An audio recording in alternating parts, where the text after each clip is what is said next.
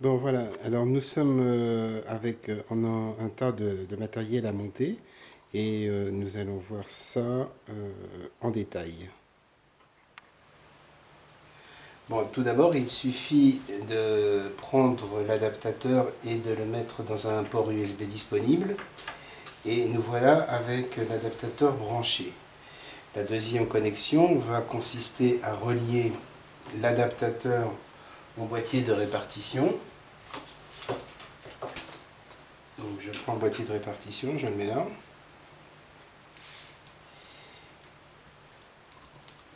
Et je prends un câble que je branche dans l'adaptateur et que je mets sur une des prises disponibles. Elles sont toutes, absolument toutes équivalentes. Donc on en clique et nous voilà prêts à connecter les capteurs et les actionneurs, donc les relais, pour faire l'installation que l'on a prévue. Donc initialement on a prévu d'équiper un terrarium avec des Agalicnis calidrias, avec une sonde de température et une sonde d'humidité. J'ai choisi pour faire ça une sonde low cost qui est là. Je vais l'installer.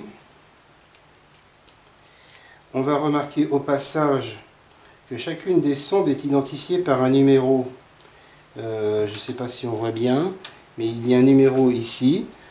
Ça peut être mis sous une forme un petit peu plus élégante comme ça. Dans un premier temps, j'ai simplement mis à la main.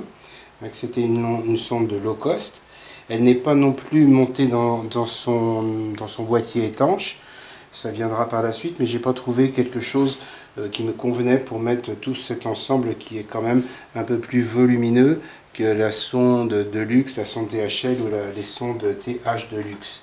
Donc à cause du capteur d'humidité low cost, la chose est un tout petit peu plus volumineuse. Enfin, je la branche. Et donc je suis supposé la mettre dans un terra d'Agalicnis calidrias. Mais pour la démonstration, je vais la plonger dans un terrarium que j'ai mis sur le bureau, là, enfin sur la table de mon séjour, merci madame. Je vais la brancher simplement, je vais la déposer dans un terrarium dans lequel il y a une petite fontaine d'eau et une lampe halogène. La lampe halogène servant de chauffage et la fontaine d'eau, lorsque la pompe est en marche, servant à hydrater, monter l'humidité, le taux d'humidité à l'intérieur du terrarium. Donc voilà pour le premier terrarium. Il suffit de mettre simplement un seul capteur. Maintenant, il va falloir bien entendu brancher les deux relais qui sont supposés commander les lampes, la lampe et la pompe. Alors toujours pareil, de manière absolument différenciée, on prend un câble et on le branche sur un câble de liaison.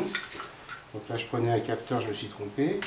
On prend un câble de liaison tout brut, donc je prends le câble d'une moyenne longueur et je vais le brancher sur un relais statique.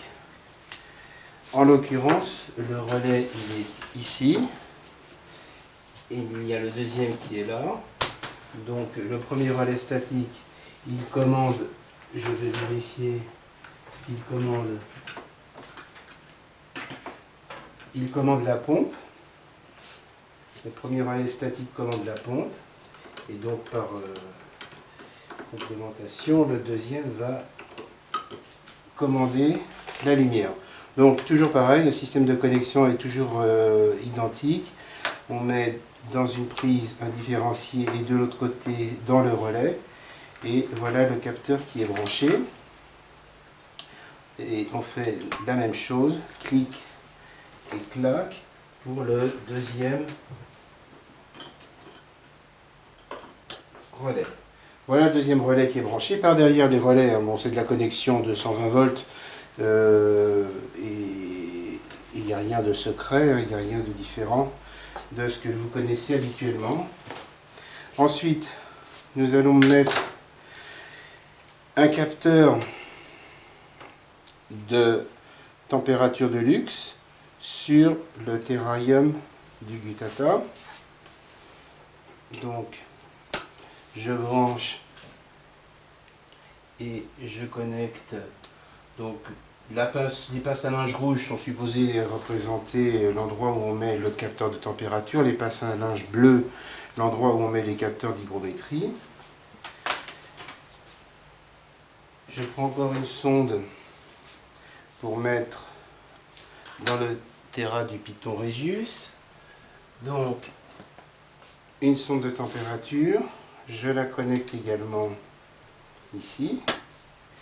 Et pour finir, je prends une sonde THL Deluxe, celle qui est donc qui a toute la précision, c'est le matériel le plus précis que je vous fournisse. Il y a le capteur de lumière, à l'intérieur un capteur d'hygrométrie, un capteur de température précis au dixième de degré, le tout dans un simple contenant.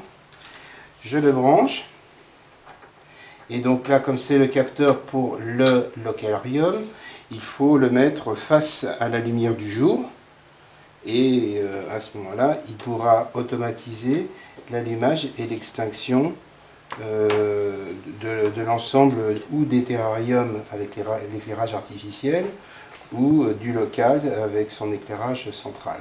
Donc là, je m'arrange pour mettre le trou face à la lumière du jour. Là, j'ai une fenêtre qui est juste en face de ma table.